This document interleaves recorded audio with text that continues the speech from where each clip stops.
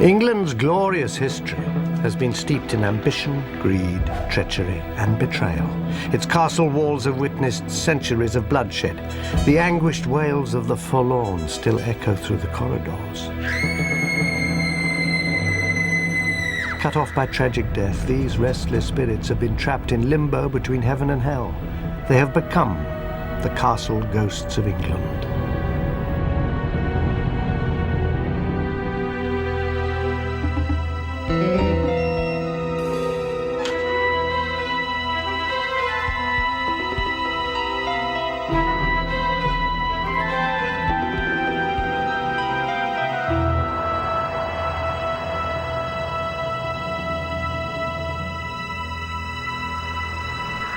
Do you believe in ghosts? I do. Ever since at the age of 6, I ran panting downstairs and said there was a grey lady standing silent outside my bedroom door. I'm not alone. 40% of the English believe in ghosts, and 1 in 7 people claims to have seen one. Spirits continue to haunt us from the dim recesses of a darker history.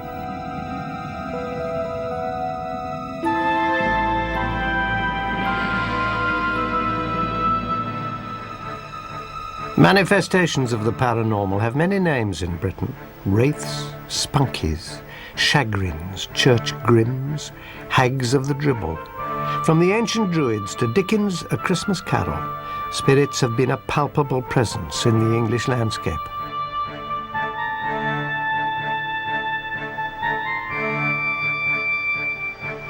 On the west coast of England's remote Cumbrian region stands Manchester Castle, where 2 bloody murders triggered a series of strange events that cannot be explained.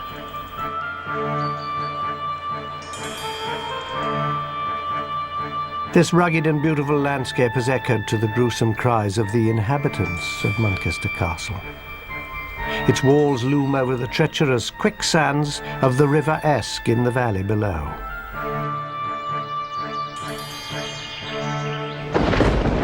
Today the castle is plagued by eerie hauntings, odd happenings, and disturbing manifestations. The present owner of the castle is Patrick Gordon Duff Pennington. There have been Penningtons here in this castle, I know, since the early 13th century. Do you think that the spirits, the manifestations, the spectres, give the family special attention? I don't know. I like to think that they feel that we belong, and we like to feel that we belong to them a bit. What kind of hauntings have people experienced here? Sometimes when I open the doors and open the shutters in the mornings, people pull the doors out of my hand. The last curator, he used to see a grey lady walking up and down the red passage outside our room. The tapestry room, people have slept in there and have asked to be moved. They hear people cry when they feel cold. They think it's a nasty place to be in, and the people who feel anything at all, they come out not quite the same as they went in. Residents and guests of the castle also report the distinct sound of thumping on the stairs. Evidence of paranormal occurrences was so strong at Manchester Castle that the family called in a team of specialists to investigate. On September the 18th, 1993, the experts set up an array of monitoring equipment for a scientific study of the hauntings. They waited for nightfall.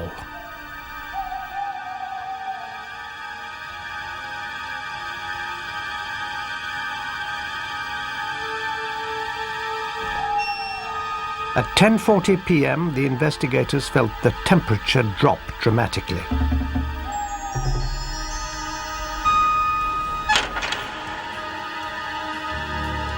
A minute later, a vase began shaking.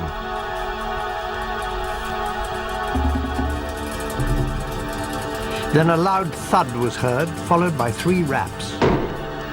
The investigators noticed a movement past the door.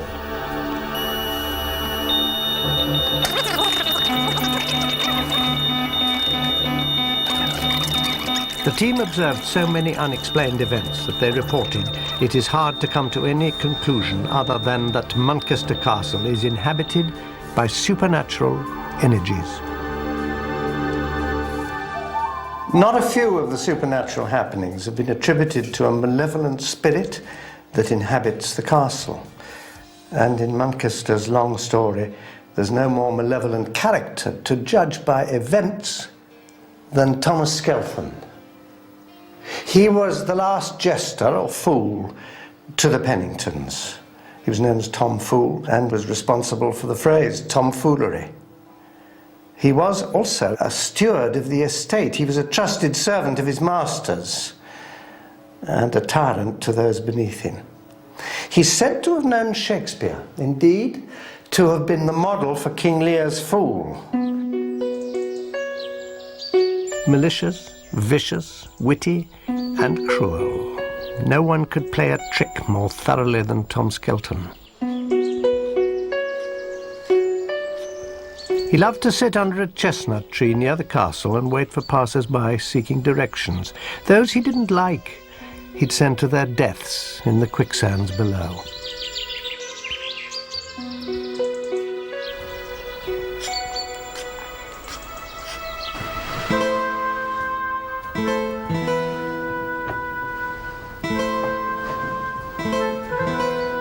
In 1585, a scandal broke around the daughter of the castle lord. Helwise Pennington earned her name as a fiery, passionate and fatally headstrong young lady. Although betrothed to the son of a powerful neighbouring family, Helwise fell in love with the village carpenter.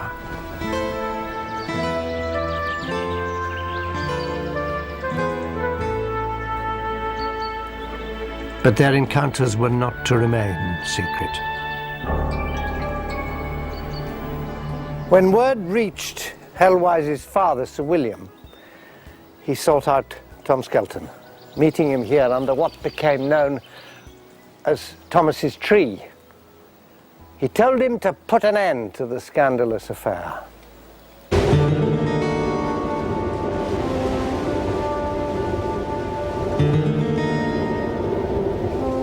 Skelton summoned the carpenter to the castle under the pretence that he was to meet his beloved Helwise. Once there, he plied the carpenter with cider until he was drunk and insensible.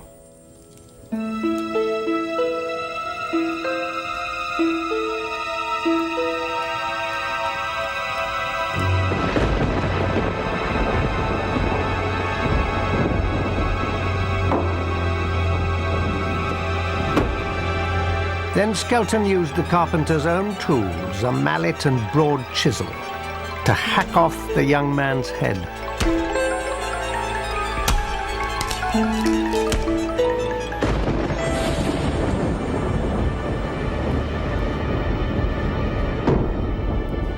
He was heard to say, "When the lazy dolt wakes up, he'll have trouble finding his head."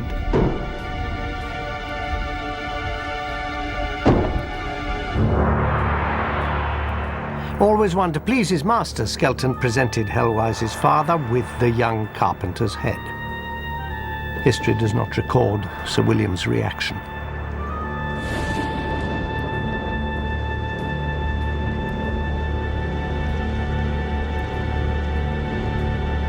I thought it was rather silly, the story, but then, when we'd been here a little while, we used to work terribly hard, started in the office at 6 in the morning, and after tea, I would walk across the hall sometimes, and there were footsteps used to follow me.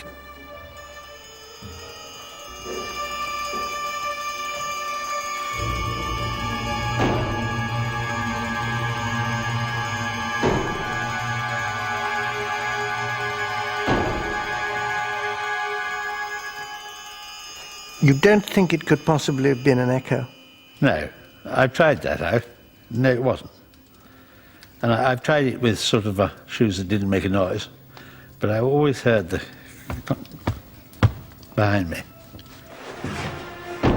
The thumping heard in the hallways could well be the sound of Skelton dragging the young carpenter's body through the castle.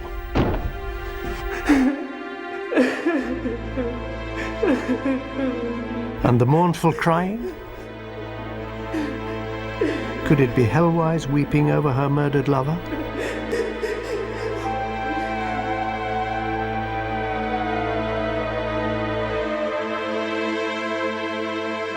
Afterwards, the heartbroken Hellwise disappeared into a nunnery and eventually went mad.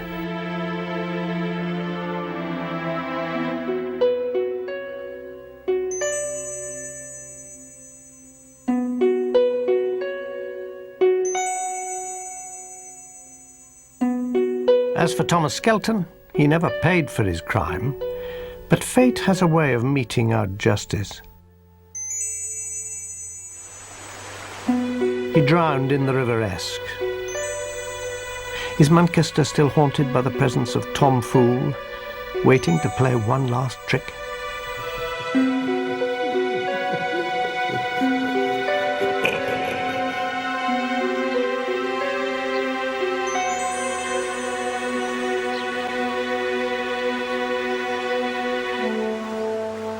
200 years later, these dark waters were to claim more lives and give rise to another apparition. One that prefers this road leading to Manchester Castle.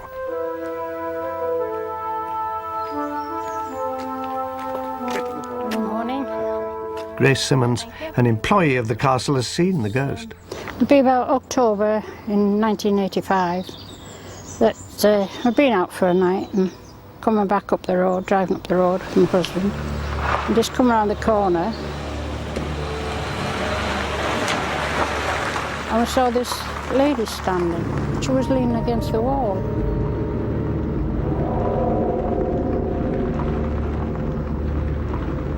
And she seemed in distress, so I said to my husband, would you stop and I'll get out the car and go back and make sure she's all right.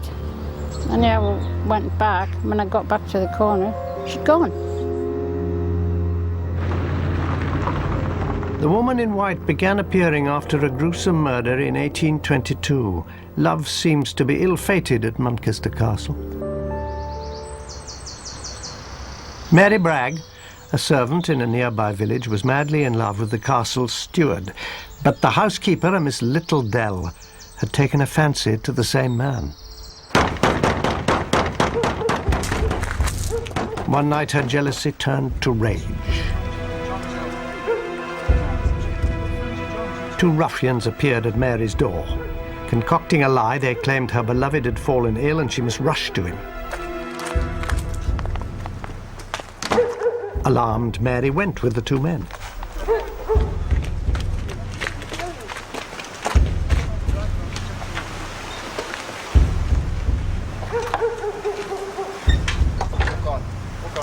She never made it to her lover's side.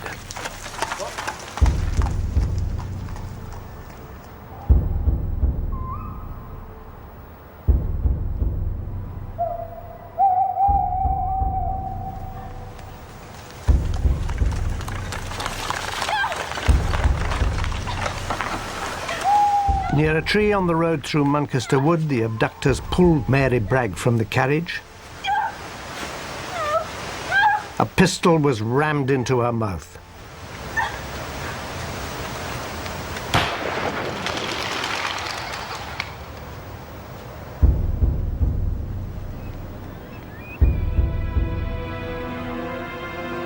But poor Mary's body had more indignities to suffer. To get rid of it, the murderers left it in a field for the castle dogs to devour. When that failed, they tried to find a hiding place.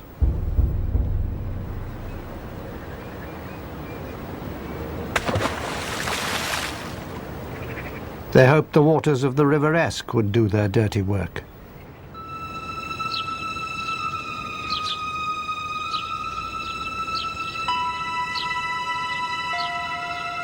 But Mary Bragg's body refused to stay hidden.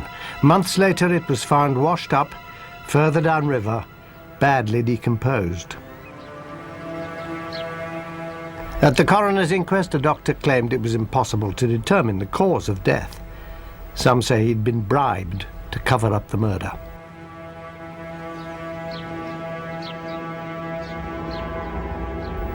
But those involved with Mary Bragg's murder did not escape their fates. They met with bizarre ends. One of her assassins went insane, another was hanged as a highway robber. Mary's rival, Miss Littledale, who had hired the killers, became the subject of rumor and suspicion. Eventually, she was banished to a remote village where she was shunned as a murderess. The doctor at the inquest drowned in the River Esk, not 100 yards from where Mary's body had been dumped.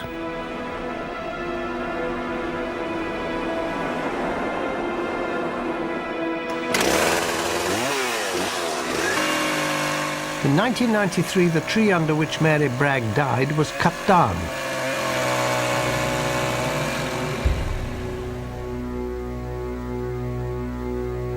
The timber was reputed to be cursed. Blood began to ooze from the cut logs.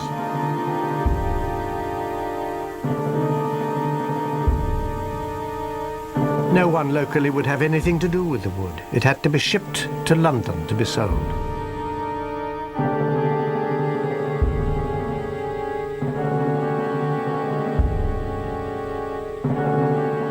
The apparition of the woman in a long white dress was seen on the very spot where the tree stood. Brutally murdered and mistreated in death, could it be that Mary Bragg still wanders in search of justice?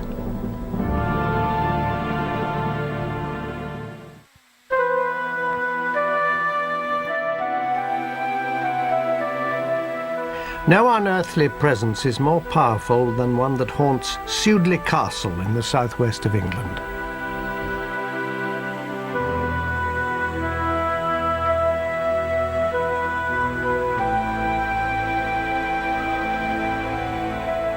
Nestled amongst the rolling hills of Gloucestershire, Sudeley sits in an ancient wooded valley that has changed little since it was established in Saxon times. Today, the grounds are known for their majestic oaks and deer-filled royal parklands.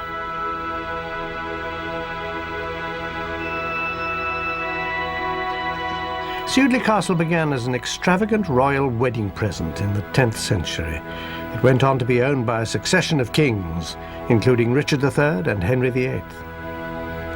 Despite its pastoral beauty, Sudeley Castle has a history of otherworldly events, including the chilling discovery of the strangely preserved corpse of a queen. Some say these incidents can be traced back to a tragic event that resulted in an apparition which still haunts Sudeley Castle to this day.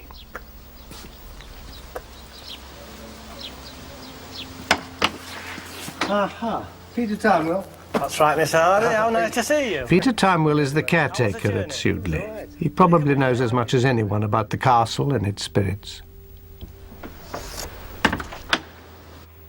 I know there are legends and reports of supernatural happenings, but do you think the place is haunted?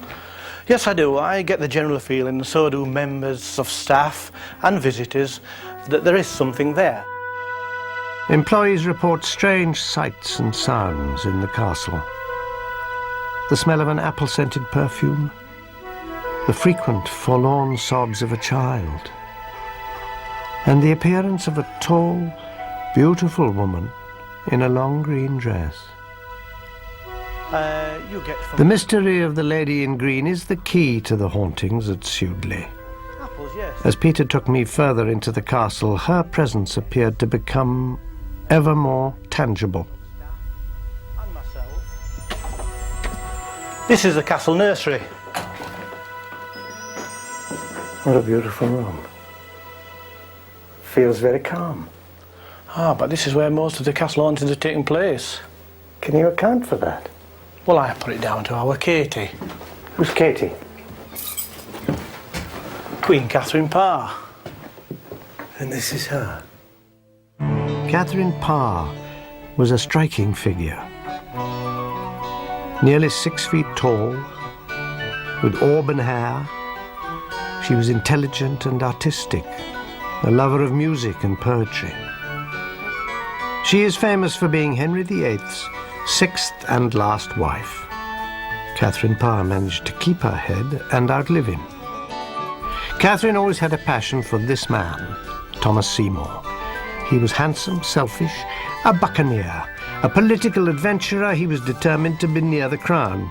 After Henry VIII died in 1547, Seymour proposed to his daughter, Princess Elizabeth. When she refused, he turned to the king's widow, Catherine. They were married later the same year and came to live here at Sudeley.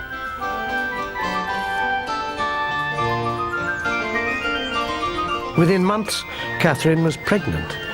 At the age of 35, it must have seemed a miracle, and everyone in the castle prepared for the birth with excitement and celebration. Sudeley's great banquet hall echoed with parties, music, dancing, and laughter.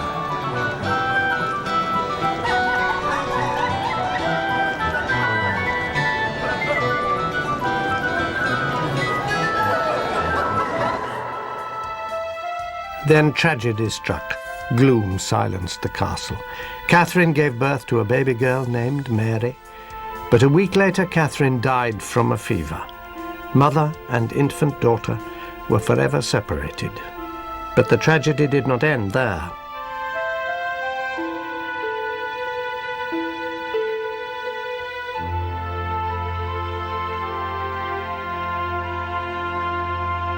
With Catherine barely dead, Thomas Seymour abandoned his newborn daughter and headed for London. Thomas Seymour went straight to Princess Elizabeth's bedroom and proposed to her for the second time. And the 15-year-old had the good sense to turn him down again. Undeterred, off he went and asked her half-sister Mary. She too turned him down. Thomas Seymour's lust for power in the end was to prove his undoing. Indeed, he was beheaded for treason. And when he died, Princess Elizabeth wrote, "This day died a man of much wit and very little judgment."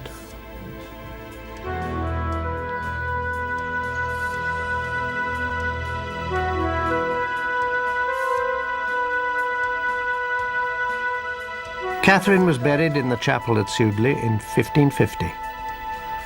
During civil war a century later, the chapel was ransacked. Her casket disappeared. 140 years later, a local farmer digging in the grounds came across a casket sealed in lead. He forced it open, and what he saw astonished him. The body of a woman, perfectly preserved, her complexion still milky white, her hair auburn. But within seconds the corpse started to wither and turn to dust, and the terrified man hastily reburied the casket. It wasn't until a century later when this new chapel was built that Catherine Parr was finally entombed in a manner befitting a Queen of England.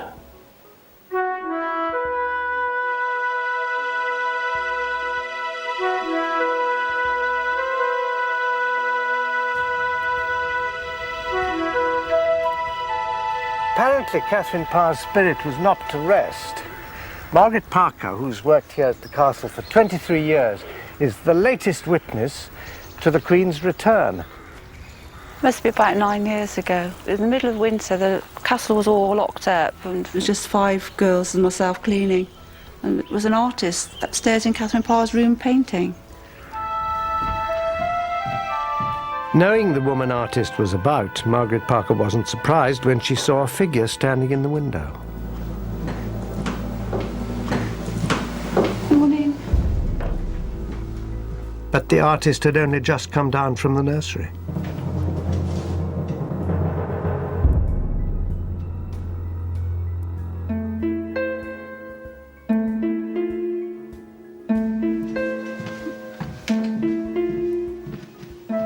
Did she frighten you? No. Well, I don't think the dead can hurt you, can it? Unlike some ghosts, the former queen is a melancholy spirit who keeps to herself. But for those who live and work here, she's become a friend. Night-night, Katie.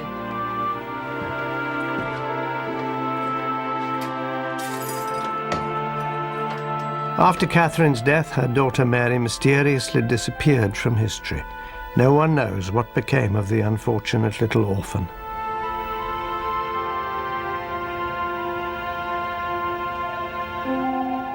4 centuries later, are these two tragic souls seeking reunion?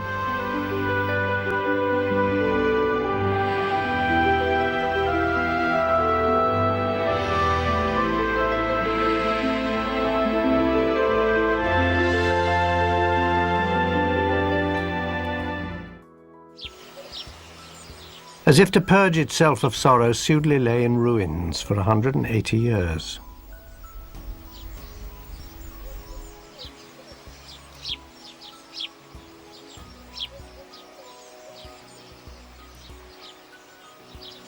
Then in the 19th century, Sudeley came alive again. Restored to its former glory, it was once again a home. But with a new generation of owners came a new occupant from the spirit world.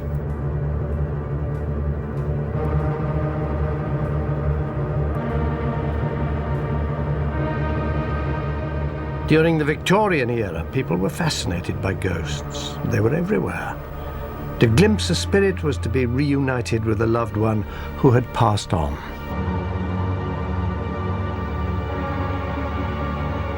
It seems only natural that a Victorian apparition is behind Sudeley's latest haunting, a haunting that has been witnessed quite recently.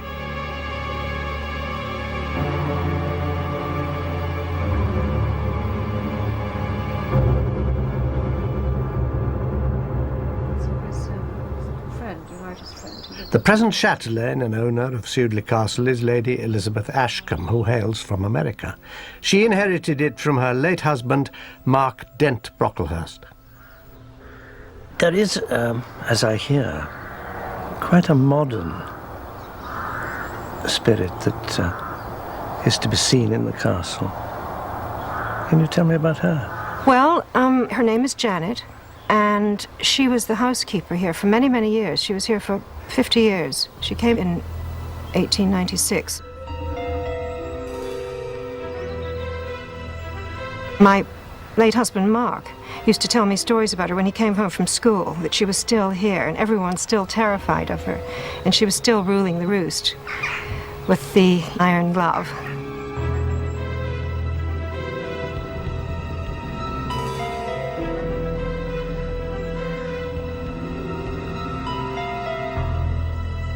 And so that's why I think she's still here. She just won't give it up.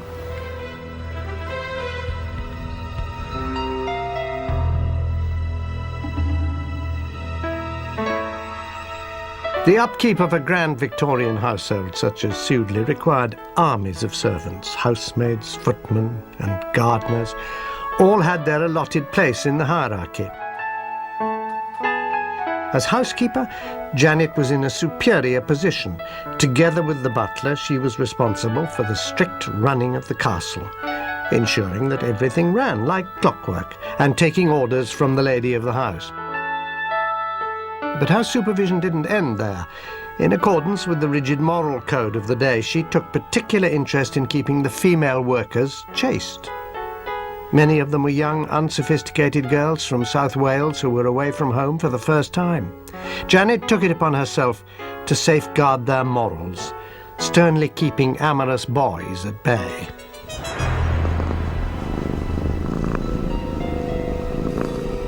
It was said that at night Janet stood watch at the top of the stairs, protecting the virtue of her housemaids. Even today, death has not loosened Janet's hold over her domain. Young girls who enter Sudeley seem to attract the housekeeper's attention, as one teenager found out in the summer of 1993 when she was on a tour of the castle.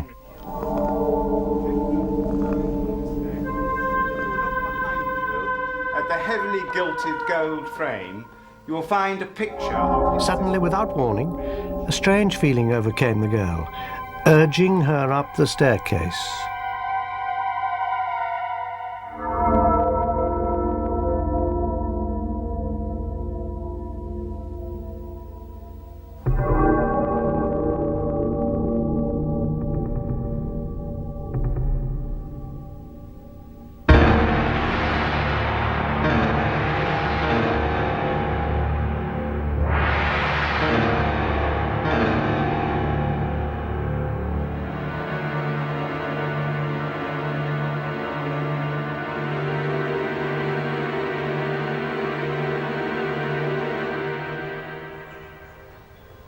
Have you ever run into her face to face? No, I haven't. But I feel, that Sudeley is, to me anyway, is just always been had a wonderful atmosphere. And, I've often been in the garden, but there's a particular time in the evening when the light is at a certain level and everything like that. And there is this sense of timelessness here. I can't really explain it, but one merges into it. And I think that all the people who've lived here, our presence is still somehow in this sense of timelessness.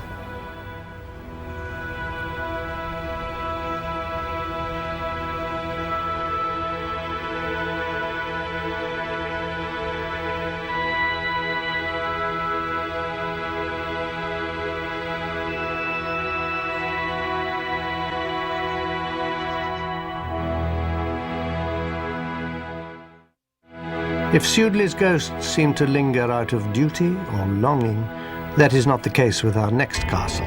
There the letting of blood has spawned a legion of anguished spirits, for this is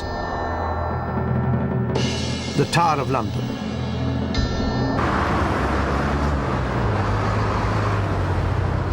For almost 1,000 years, this revered landmark has been at the centre of the grand drama that is English history. It is said, he who holds the tower holds the power. Good morning, ladies and gentlemen. Welcome to the Royal Palace and Fortress of Her Majesty's Tower of London, the largest and oldest permanently occupied fortress in Europe. It covers over 18 acres, took 200 years to build. It comprises of 20 towers, not one. Probably the best known, although one of the smallest, is the Bloody Tower, here behind you. Two young boys have been glimpsed playing in the tower.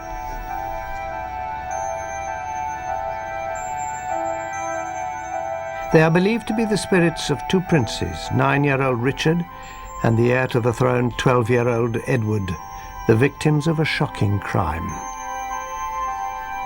The boys were nephews of Richard III, England's favourite villain. Richard's enemies described him as malicious, wrathful, envious, little of stature, crook-backed. Still a controversial figure 500 years after his death. Some blame Richard for a series of treacherous murders, while others passionately defend him.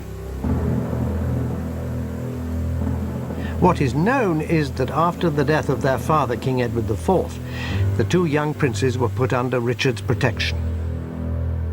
Some say it was like assigning the fox to guard the chickens. For the princes stood between Richard and the crown. Richard had his nephews declared illegitimate and thus ineligible for the throne.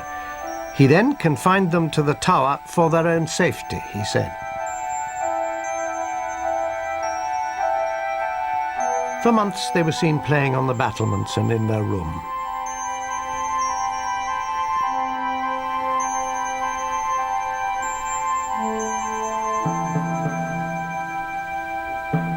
But suddenly, in the autumn of 1483, the two boys disappeared, never to be seen again. No one knows exactly what happened, but with his nephews out of the way, the last obstacle between Richard and the throne was removed, allowing him to be crowned King of England. 40 years later, Sir Thomas More, himself later executed at the Tower, described in a book what he believed to be the fate of the boys. He said Richard had dispatched two of his men to the Tower. As the boys slept, they stole into the room.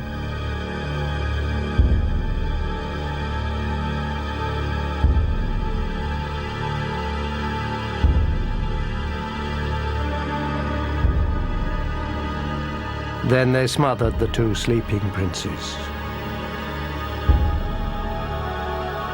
More wrote, they gave up their souls unto the joys of heaven, leaving to the tormentors their bodies dead in the bed.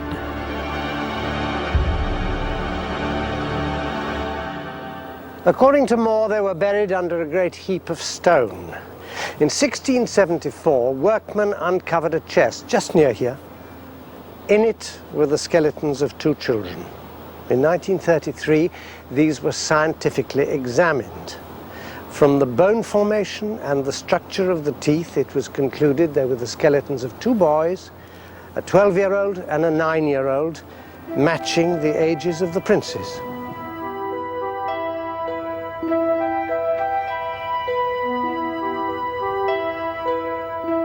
As befitting a future King of England and his brother, the 2 small bodies were interred at Westminster Abbey. But their hapless spirits linger in the bloody tower. Betrayed, abandoned, murdered, they cling to each other in death as they did in life.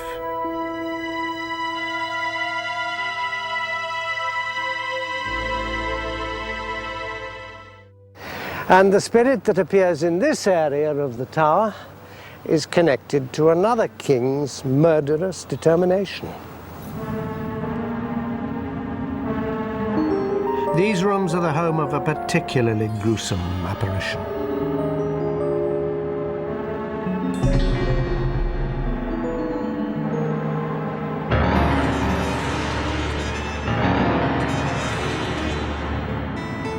Anne Boleyn is the controversial figure in this story.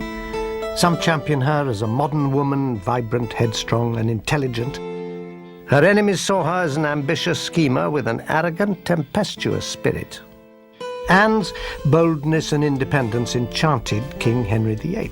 The attraction would precipitate a major turning point in English history and a personal tragedy for Anne. The king was married to Catherine of Aragon, but after 22 years she failed to produce a male heir. For the young, flirtatious Anne Boleyn, it was easy to bewitch the king. He pined for her. He wrote her passionate love letters. Matters came to a head when she became pregnant.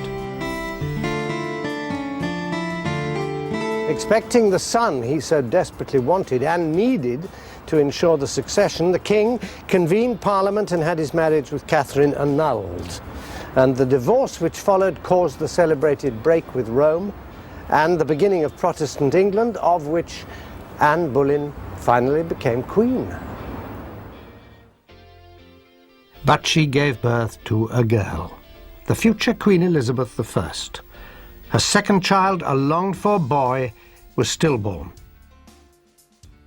Henry grew tired of waiting for Anne to produce a son. His passions were aroused by a young lady-in-waiting, Jane Seymour.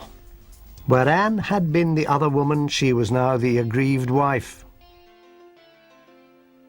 Anne had become an obstacle to Henry's dynastic ambitions. She had many enemies in court. Rumours of witchcraft, adultery, treason, even trumped-up charges of incest with her brother gave Henry the opportunity he needed. Anne was arrested and taken to the Tower. Tried and found guilty, she was sentenced to be executed.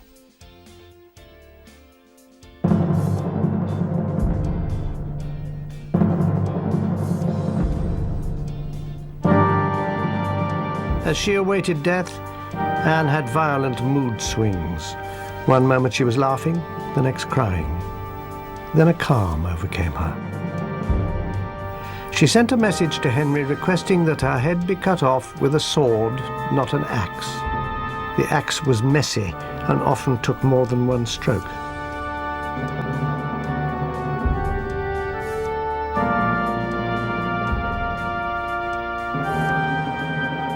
The morning of May the 19th, 1536, a flock of scavenging ravens gathered to watch as Anne Boleyn was led into the courtyard of Tower Green.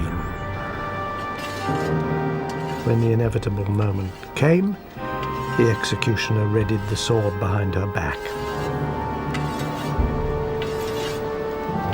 Anne looked forwards, and before she knew what was happening, eyewitnesses reported the executioner smote off her head at a stroke.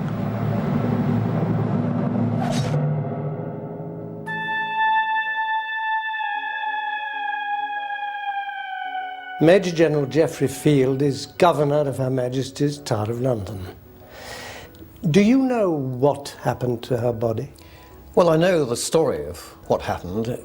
Immediately after the executioner picked up the head and displayed it to the crowd who had gathered to see the execution.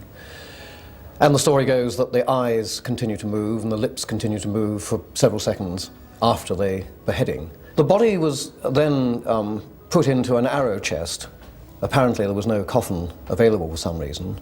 Put into an arrow chest with the head tucked.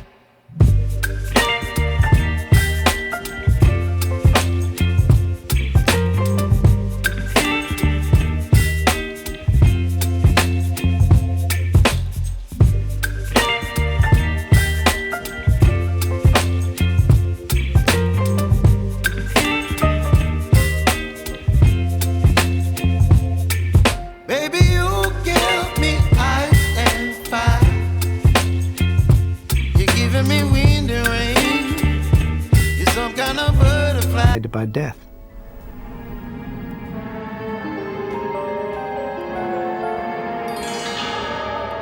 An apparition has been sighted near where Anne spent her last days. In 1864, a Tower of London employee working there suddenly felt a cold mist around him. A woman's figure emerged.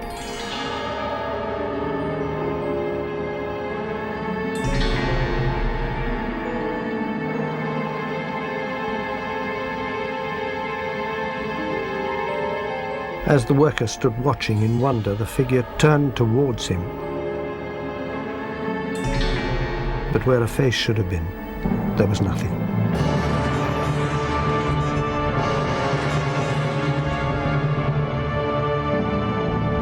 Do you believe in ghosts? There are things which happen to people. They haven't happened to me, but they've happened to my wife, for example, and other people I know in the tower, which are difficult to explain by any sort of normal physical explanation.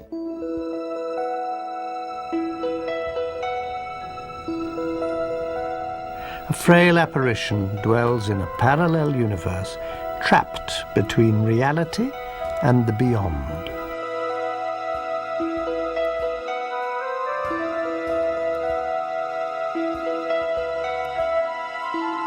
We've encountered some victims of England's long, harsh history. Perhaps we better leave this haunted tower before we too lose our heads.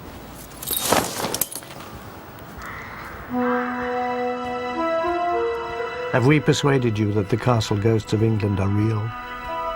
I'm convinced that right now, somewhere, a ghost is preparing to make its nightly rounds, and another haunting will soon be underway.